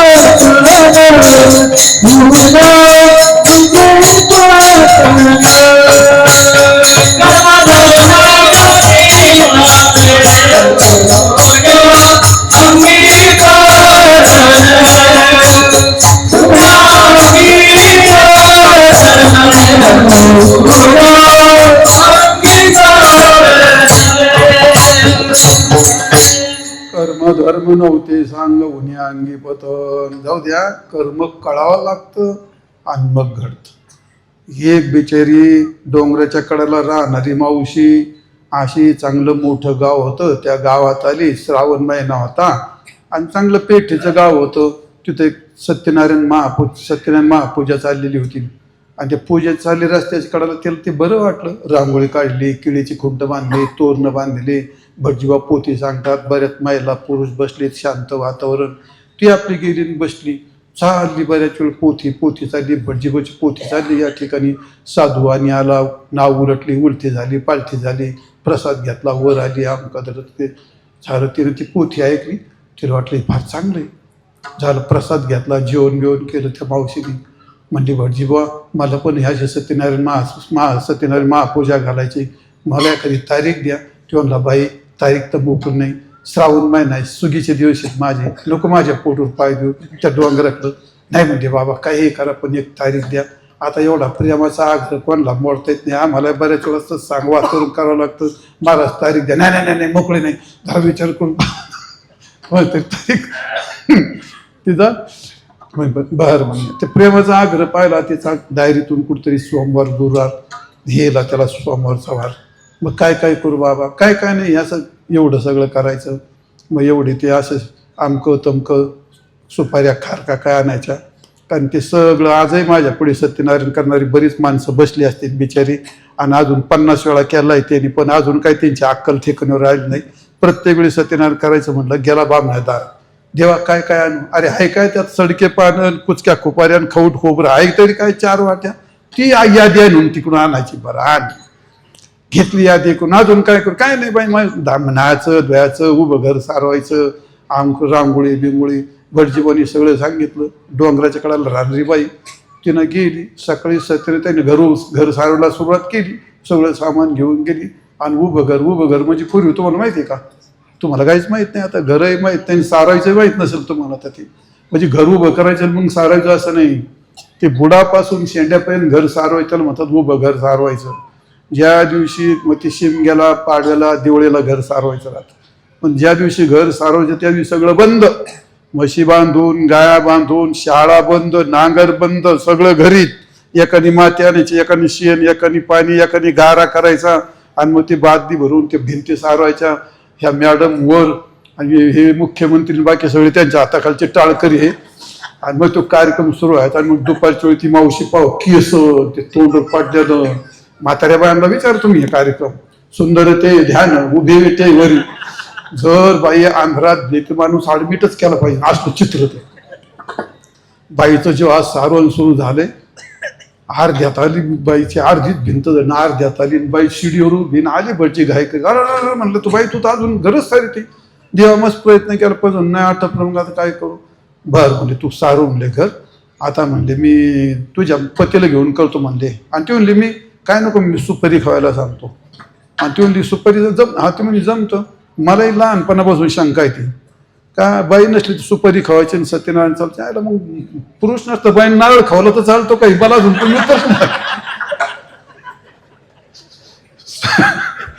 सुपारी बाई नसली सुपारी चालते. मग माणूस नसतं तर नारळ चालायला काय अडचण आहे. ते म्हणलं सुपारी चालेल. म्हणलं तू काय ना, मी सुपारी खावायला सांगतो. तिला वाटत चालत सुपारी भोळी भावनी बिचारी ती डोंगराच्या कडाची. आता तिच्या मालकाने सत्यनारायण शब्द कधी ऐकलाच नव्हता, पायाचं तर लांबच राहिलं होता तो. आता त्याला बायको सांगितलं आपलं सत्यनारायण पूजा आहे, सत्यनारायण पूजा. तो बिचारा आंघोळ करून आता शेतकरी माणूस डोंगराच्या कडाला रानटी म्हणू शकतो. त्याला म्हणलं सत्यनारायण म्हणजे काय असतंय बा. आता बायको म्हणते तर आला भटजी. त्याने ती आपली रांगोळी काढली, खुंट बांधले, झालं बसला. बाईचं सत्यनारायण चाललं, आपलं बाईचं घर सारवायचं चाललं. आणि आता सुपारी खाऊन कार्यक्रम सुरू झाला. झाल्यानंतर आता यांनी भटजीबानी घेतलं ते पाणी आता म्हणा केशवायन मा माधवायन मा हे झालं सुरू. आता पुढं काय बोलानं बी काही म्हणणं आणि त्याचं नुसतं तोंडाकडे बिटी बिटी पाहायचा. ते म्हणला पाणी घ्या बोला केशवायन मा माधवायन मा. तो माधवायन मा आणि केशवायन मा आणि नुसत्याच्या इकडे पाहायचा. आता त्याला वाटलं काय काय म्हणणं म्हणून त्याला त्याच्या लक्षात आलं याच्या दोन्ही फेजा उडालेल्या दिसतात. ते म्हणलं हे बघ म्हणले मी जसं म्हणेल तसं म्हणायचं आणि मी जसं करील तसं करायचं. पुन्हा काय करशील तुम्ही म्हणाल तसं म्हणतो आणि तुम्ही कराल तसं करतो. हा लक्षात ठेव म्हणला मी म्हणेल तसं म्हणायचं आणि मी करील तसं करायचं. त्याने आपली होकारार्थी मुंडी हलवली आणि भटजीन केलं सुरू. केशवायन मा म्हणा केशवायन मा माधवायन मा. तो म्हणला केशवायन मा माधवायन मा. आता त्याला तू म्हण. ते म्हणलं तू म्हण. अरे भले माणसं मी तुला म्हणतोय तू म्हण. तू अरे भल्या माणसं मी तुला म्हणतोय तू म्हण. कारण त्याच्या एवढं डोक्यातलं की मी म्हणलो तसं म्हण. मी म्हणतो तुला आता ते भटजी दुपारी भूक लागली होती त्याला 4-5 कार्यक्रम करून आलं तापलेलं 2 वाजले ते पोटात नाही अन्न त्याच्या भलतं तापडच होतं ते जरा जेव्हा कानामागं तरी भडकून त्यांनी त्याला म्हटलं झालं असं ते सुरू त्यांनी कधी पाहिलंच नव्हतं. आता त्याला सांगितलं तसं करायचं होतं त्याने आता शेतकरी गडी तो रुमण्या गडी. आता काय सांगायचं त्यांनी अशी जमून टाकली भटजी एका ठोकीतच खाली. जसा भटजी खाली तापड तो उठला आणि याला हाणायला लागला. याने त्याला आणि त्याने याला त्याने जो भटली उचला घातला खाली. बसला छातीतून धपा धप धपा लाभ बरकता लाभ बरकता. आता शेजारी नाही ते ठकूबाई करतो जेव्हा सांग तू काय चालला बाई म्हणे ये ना मग ती काय सत्यानार चालला म्हणे पैसा गेली. याला म्हणतात न कळे आणि न घडे. आता कळतच नाही तर नीट घडण कस काय ते. तुकाराम महाराज म्हणतात अवघ्या वाटा झाल्या क्षीण कली न घडे साधन उचित विधी विधान न कळे न घडे. आणि म्हणून ज्ञानयोग कठीण आहे कर्मार्ग सूक्ष्म आहे म्हणून ह्या भानगडीत पडू नका. महाराज म्हणतात हे करून चालणार नाही. महायुक्त आहार न लगे आणि गजादने अल्प नारायणे दाखवे. नारायणे दाखवे नारायणे दाखवे युक्तहार लगे आदि को साधन युक्तहार लगे आदि को साधन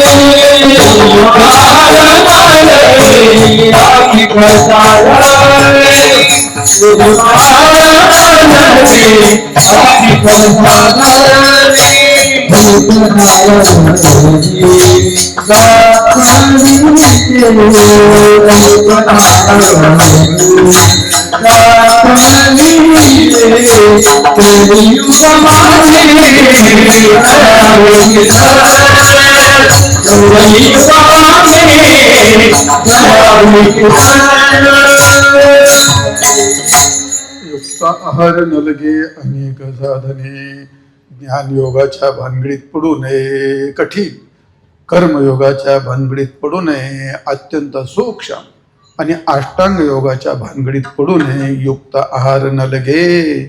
गीतेच्या 6व्या अध्यायामध्ये युक्त आहार विहारश युक्त कृष्ण युक्त आहार विहारश युक्त चेष्टस्य कर्मसु युक्त स्वप्नावबोधश योगो भवति दुःखा. योग हा माणसाचं सगळं दुःख निवृत्त करतो फळ देतो चांगलं साधन आहे. पण मिथला बोली बोलजे मिथला पावली चालजे आणि निद्री अवसर जिथे खूप योग अष्टांग योग करणं फार कठीण आहे. इतकी सोपी गोष्ट नाही. आणि म्हणून युक्त आहार नलगे म्हणजे योगाच्या साधनेत पडू नये. भगवान सांगतात गीतेमध्ये 12व्या अध्यायाच्या सुरुवातीला म्हणतात क्लेशोधिकतर देशाम अव्यक्ता सत्तचेतसाम अव्यक्ता ही गतिर दुःखम देहवत भिरवाप्यते. अरे अर्जुना हे इतकं क्लेशदायी आहे इतकं कठीण आहे आणि एवढे विघ्न आहेत. काय काय विघ्न आहे. जी सकळ हितांच्या भूती निरंबी अव्यक्तीन पसरली आसक्ती भक्ती तया महेंद्राधिपदे करिता ती वाटवधे रिद्धी सिद्धींचे दोंदे पडून ठाती रिद्धी अडथळे करतात, महेंद्राधिपती अडथळे करतात, रिद्धी शुद्धीचे द्वंद्व पडून ठाती, काम क्रोधाचे विलग, उठवती अनेक, शून्य ऐशे शून्य ऐशांग धुंदावे की, तहानल्या तहानच प्यावी, भुकेल्या भूकच खावी, आणि अहोरात्री वायू मवावा राबुनी, देहाचे पौडणे निरोधाचे वेल लावणे, झाडाशी साधने चावळावे, शीत वेडावे, उष्ण पांघरावे, आणि या वृष्टीच्या असावे घरात किंबहुना पांडावा, हा अग्नी प्रवेशू, अग्नीत घुसल्यासारखी गोष्ट आहे. म्हणून हा योग फार कठीण आहे. ज्ञानेश्वर महाराज म्हणतात तो योग करणं म्हणजे काय असतं. आपल्याकडे ज्याच्या मुखात दात नाही त्याला आमच्याकडे बोचरा म्हातारा म्हणतात, तुमच्याकडे काय म्हणतात त्याला? बोचराच म्हणतात. मग असं दात नाही तर त्या बोचऱ्या म्हाताऱ्याला जर त्याला फुटाणे खायला देईल, खाईल का होतो, आणि वाटाणे दिले तर मग तर मी आला. त्याच्यापेक्षा जर लोखंडाचे फुटाणे देतं काय होईल? अरे फुटाणे खाणे का जीव घेणे त्याचा.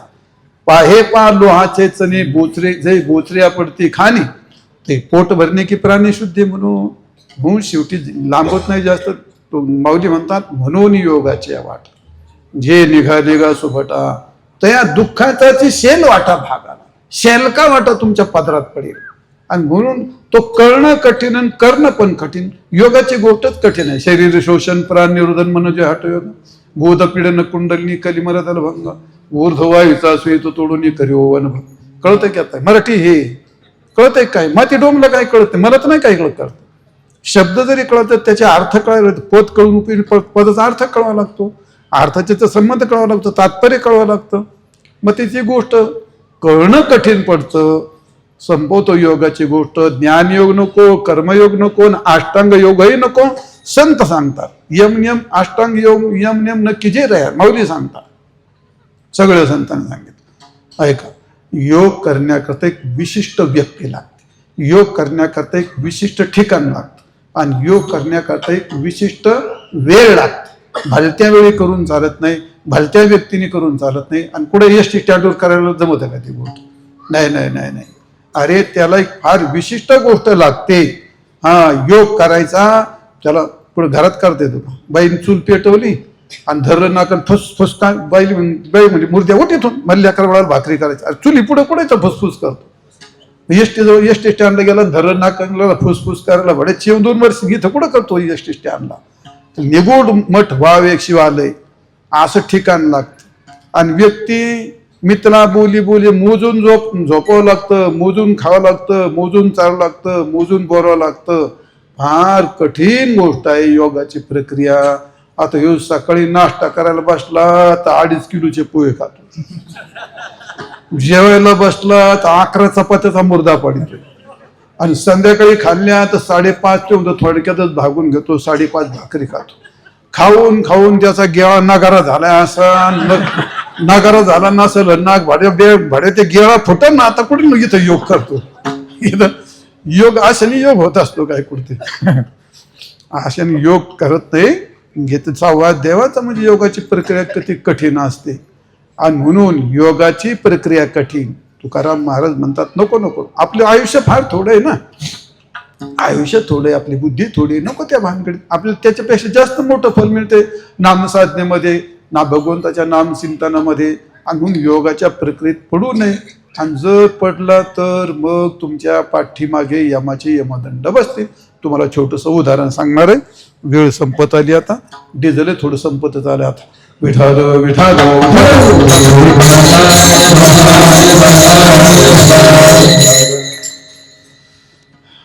माझ्या संस्कृतच्या पुस्तकामध्ये एक उतारा होता. त्या संस्कृतचा तो काशीचा एक ते कर्पूर तिलक नावाचा एक धोबी होता.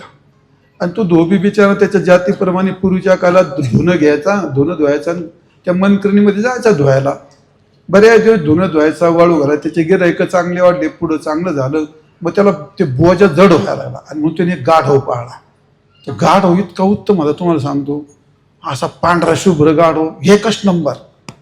हा पांढरा शुभ्र म्हणजे तुमच्या लक्षात नसतं, वर पहा तुमच्या आम्हाला स्टेजवर मग तुमच्या लक्षात येईल. म्हणजे आम्ही सगळे गाढव येत असं नका समजू. आमच्या सारखे म्हणजे कपड्यासारखे समजायचे, पांढरा शुभ्र गाढव.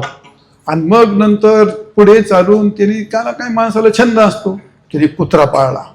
कुत्रा असा पांढरा, त्या कुत्र्याची आणि गाढवाची एवढी मैत्री जमली.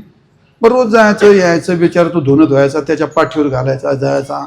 एके दिवशी त्याच्या सुदैवाने त्याला भरपूर धुणं आलं, खूप थकला. गेला गाढवाला चारा टाकला, जेवण केलं आणि झोपला. पण दुर्दैवाने त्याच्या घरी आले चोर. आणि चोर आल्यानंतर महाराज ते दार मोडायला लागली. आता दमला होता, चांगलं भरपूर जेवला आणि झोपलेला होता, घोरत होता बिचारा. आता कुत्रा झोपला होता, असा गाढव होता उभा असं इथं, डोळे झाकून निवांत ध्यान करीत होतं. आता ते चोर मोडायला आल्यानंतर गाढवाला दमच निघाला. त्या गाढवानी प्रवचन सुरू केलं. कोणला? कुत्र्याला. ए अरे तू काय हा हो म्हण, ते मालकाची चोरी होईल, ते मालकाला मार बसल, तुझी ड्युटी कर ना तू. कुत्र्याने डोकंवर उचललं, त्याचं ऐक ना, झोपला खाली. गाढव म्हणला हे अरे तू काय, तू असं कस काय रे? तरी परत डोकं उचललं, झोपला खाली. गाढव म्हणला थोडं तरी इमानदारी, अरे तुझी ख्याती कुत्रा फार इमानदारी असतो म्हणून, तू काय करतो? कोण काय? तो म्हणला तू बोल नको, मी आज रजेवर आहे. म्हणजे आपण ड्युटी करणारच म्हणलं. पण झालं काय? सकाळपासून त्याने मला भाकर नाही टाकली. गाढव म्हणला का रे भाडव्या, इतक्या दिवस भाकरी खातो त्याचं काय? कुत्रा म्हणजे यायचं गाढ होते, गाढो तुला काय अक्कल नाही, मला अक्कल शिकवतो, तुला काय कर, तू तुझं बघ, मी माझं मग. आणि मग गाढव म्हणलं जाऊ द्या, कुठे गाढवाच्या नादी लागता. कोण म्हणला? कोणला म्हणला? काय म्हणला? कुठे गाढवाच्या नादी लागता? कुत्रा गाढव कुत्र्याला म्हणला जाऊ द्या, कुठे गाढवाच्या नादी लागता. आता चोर मालकाला जाग करायचंय ना, मग कुत्र्याच्या आवाजात झालं काय, गाढवा त्याने तरी काय फरक पडतो. म्हणून त्या कुत्र्याची ड्युटी गाढवानी बजवली. आता गाढव काय, आता काय ते गाढव ते गाढव, त्याचा आवाज म्हणजे सप्त सारी गम पद्धतीने एकदाच असतं त्याचं ते. त्याचा आवाज म्हणजे काय, आता मी काय गाढव नाही तो बोलते नेमकं ओरडून दाखवायला. त्यांनी वाकी जे सुरू केलं. आता वाकी सुरू केल्यानंतर मालक जागा झाला. मालक जागा झाला, पण मग ते खडपात चोर पळून गेले. आता सुदैवाची गोष्ट, चोर पळाली, त्याचा मारही चुकला, चोरही पळाली, चोरी टळली आणि कुत्रा आपला निवांत झोपला होता. सगळं झालं खरं, पण मालकाचं एवढं डोकं सरकलं. दमलो थकलं, कशा आलं गाढव एवढं चारा पेरा खाल्लं, काय माझी झोप मोडी. आतून येताना मोकळा आलाच नाही तो. अशी एवढी काठी घेऊन आला आणि काठीने अशी खाण्याची काठी घेऊन आला, खण असलेली. आणि आल्याच नंतर असा गाढव ठोकला, फार पाठीवर केसच नाही ठेवला, एवढा आणला रागाच्या भरात. गेला, कडी घातली, झोपली निवंत. गाढव असं पाठवाकून उभं राहिलं. आणि मग कुत्रा हळूच उठला, अशी आळी पिळी दिली आणि गाढवाच्या पुढे आला. बरी म्हणला तब्येत?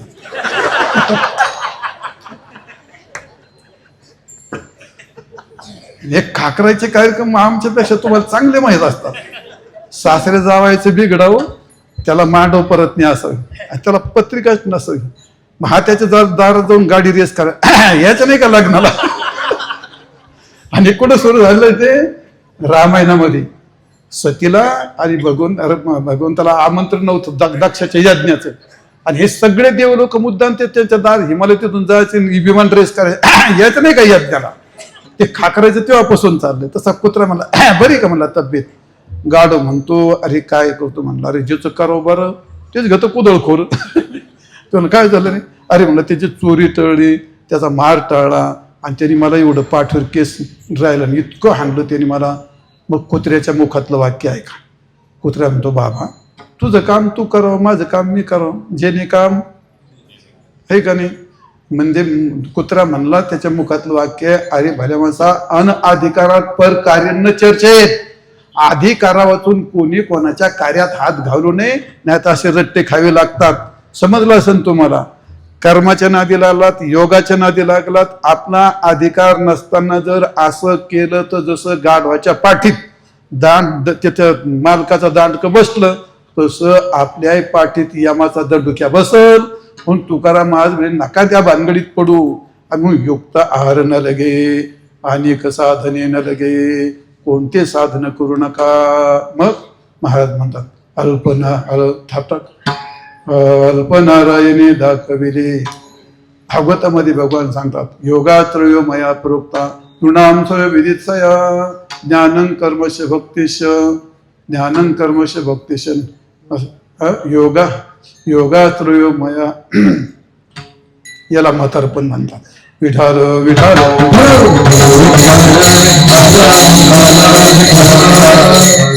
हो, मी 3 योग सांगितले उद्धवा. मी कलियुगातल्या माणसाला 3 योग सांगितलेले आहेत. योगात्रयो मया प्रोक्ता नृणाम स्वयो विदेशया ज्ञानं कर्मश भक्तिश नोपायो अन्यस्ते कुत्रचित. 3 उपायापेक्षा चौथा उपाय कुठेही नाही. आणि म्हणून कलियुगामध्ये ज्ञान योग कर्मयोग हा शिथिल झाला. योग चांगले आहेत पण देश काल व्यक्ती तशी राहिली नाही. आणि म्हणून त्यांनी भक्ती योग करावं अशी गीता सांगते, असा भागवत सांगतो. आणि म्हणून तुकाराम महाराज तेच म्हणतात, कलियुगा माझी करावे कीर्तन, कलियुगा माझी करावे कीर्तन, कलियुगा माझी करावे कीर्तन, कलियुगा माझी करावे कीर्तन. तेने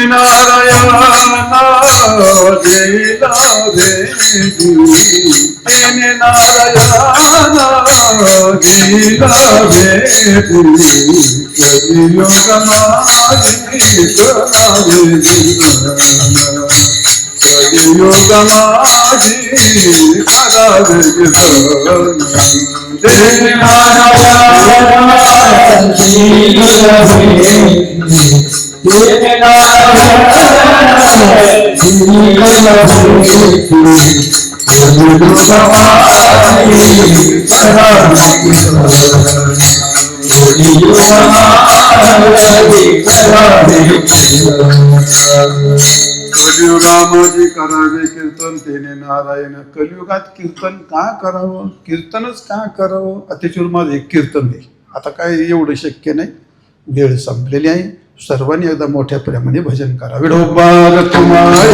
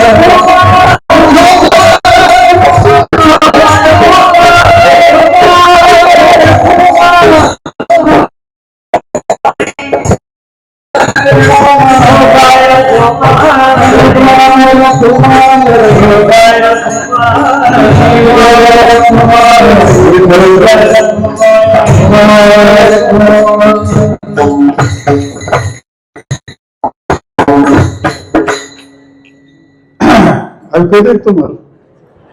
तोड दिसतंय का? आता हे प्रेम आहे का हे शिक्षा आहे? अरे समजेल, हात बांधले, डोकं बांधले, तोंड तरी बरं बाप बाशी बांधलं पण आता शेजारी कोणी आम्ही लोक बसून झालं. आता म्हातारपणी 80 वर्षाच्या चला तुमचं प्रेम आहे, तुमची इच्छा आहे. माझे विद्यार्थी खूप हौशी असतात, फार श्रीमंती असते घराची. माझं नशीबच असे कुठे डोंगरात जरी गेलं त्यात माझं नशीबच तसं ते हाराच्या बाबतीत. तुमचं रोजचं असं नाही इथं म्हणा, पण आमचं नगर फार श्रीमंत या बाबतीमध्ये.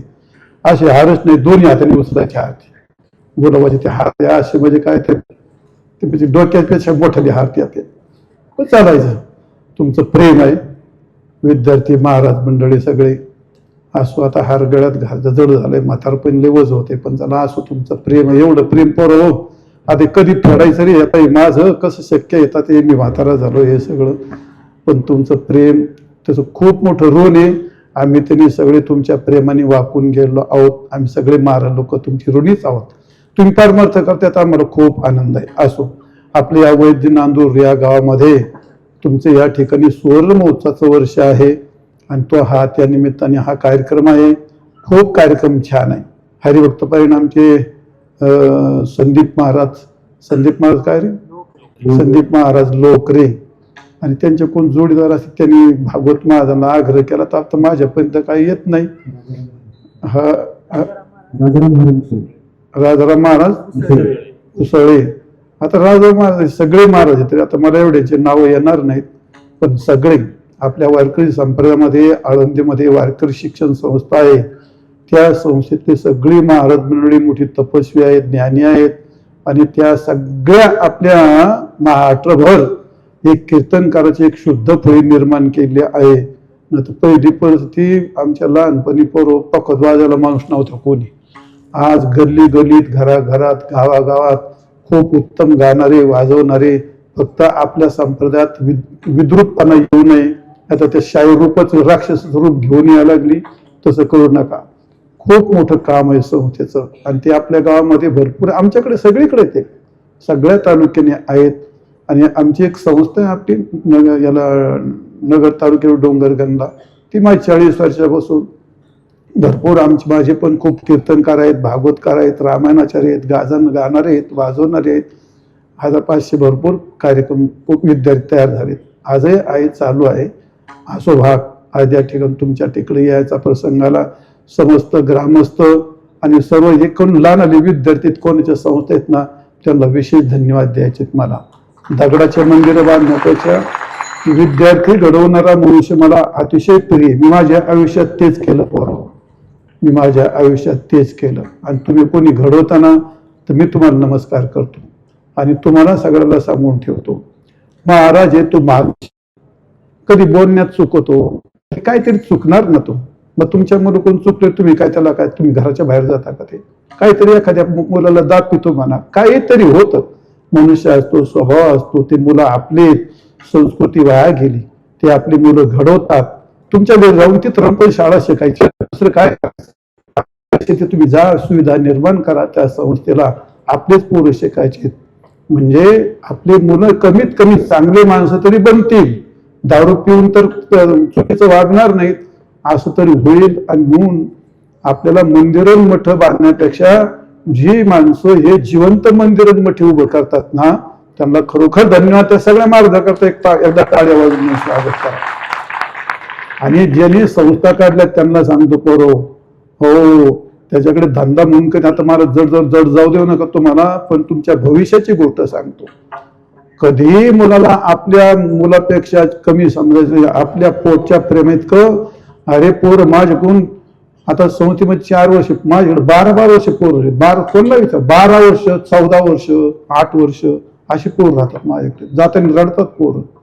कधीच आयुष्यात मी कोणत्या विद्यार्थ्याकडून रुपया, मी चड्ड्या धुतल्या पोरांच्या, चड्ड्या धुतले, कपडे धुतले, आजही कधीच मी विद्यार्थ्याकडून रुपया हाणलं, काठ्यामुळेच तर हाणलं मी. पण माझे पोरं तयार झाले, उत्तम प्रकारची वृत्ती प्रभाकर सांगणारे, पंचदेश सांगणारे असे पोरं तयार झाले, विचारसागर सांगणारे.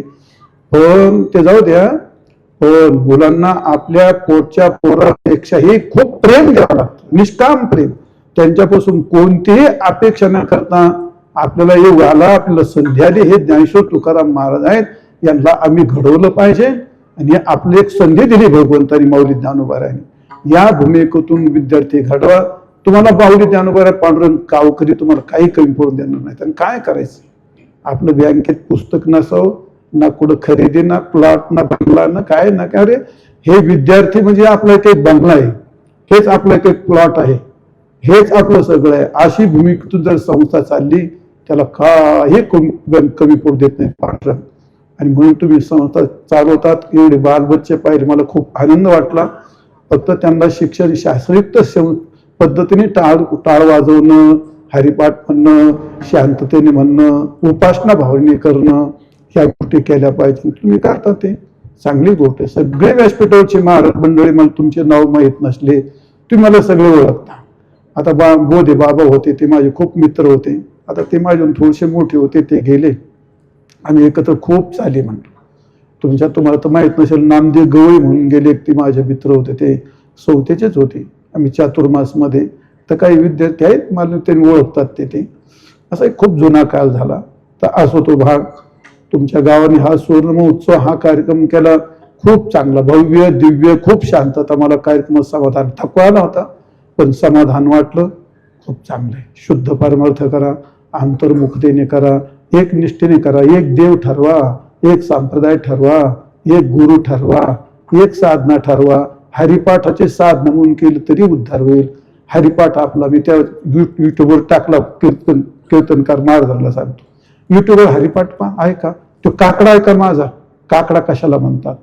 3 वर्ष घातली पोरं, मी 3 वर्ष चाली बसवले त्या काकड्याला, कधी डबल चाल नाही. सगळ्या काकडीचे पेशल चाली आहेत, सगळ्या भोपळ्याच्या पेशल चाली आहेत, सगळ्या वाराच्या अभंगाच्या, सगळ्या गवळीचे कोणते मारायची लाग नाही तिच्या माझ्या गवळी म्हणायला. हो, सगळ्या निळोबऱ्याच्या गवळी, तुकवऱ्यांच्या गवळी, सगळ्या चाली. विशेष तर संगीतचा ढंग, माझे संगीत मी आयुष्य घातले त्या संगीतामध्ये.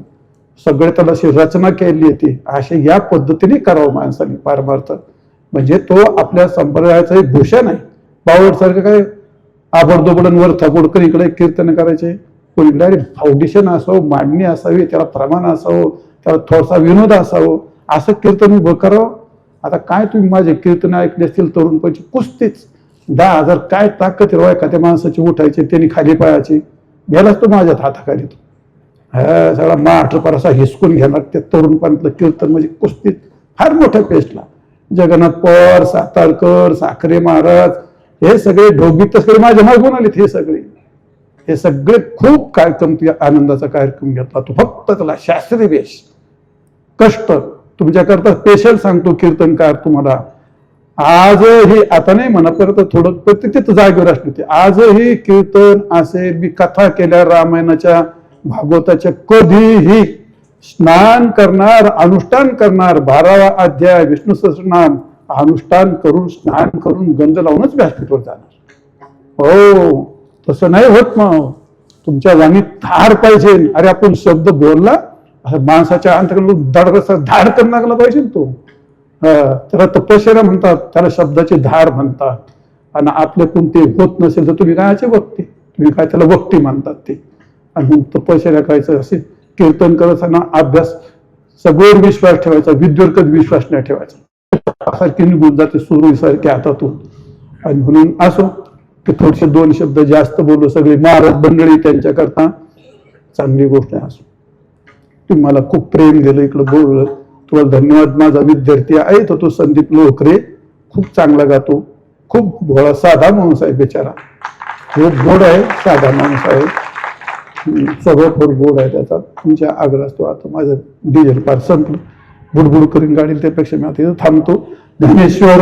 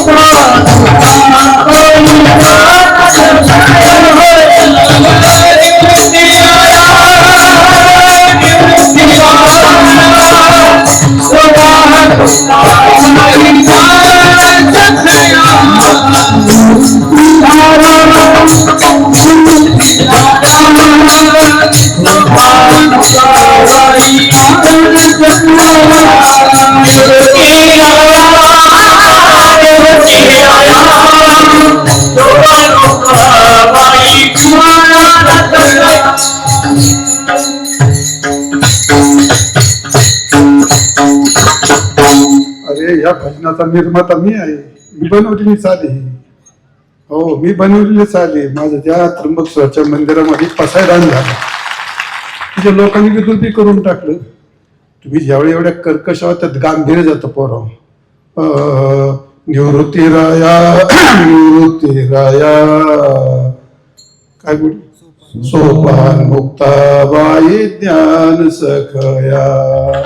या जर गांभीर्य असं गांभीर्य तयार हो, काय पुंडलिक वरती आहे त्यांना तो.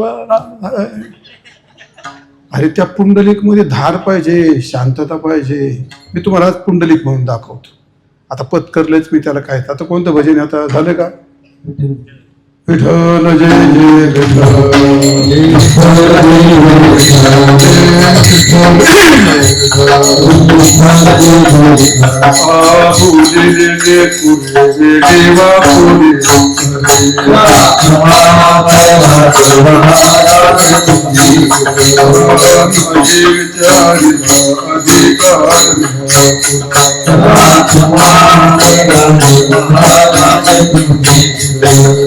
म्हणे ज्ञानेश्वरा मला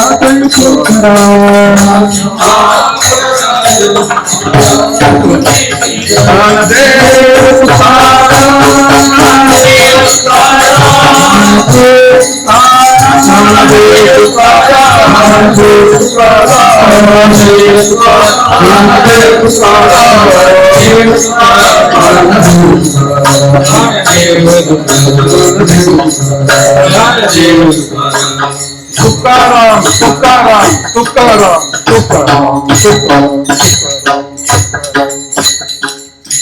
बरोबर 6 वेळा वरून 7 वेळा थांबलं पाहिजे. ते उगा एडवर नाही करायचं. हात जोडा सर्वजण, डोळे झाका.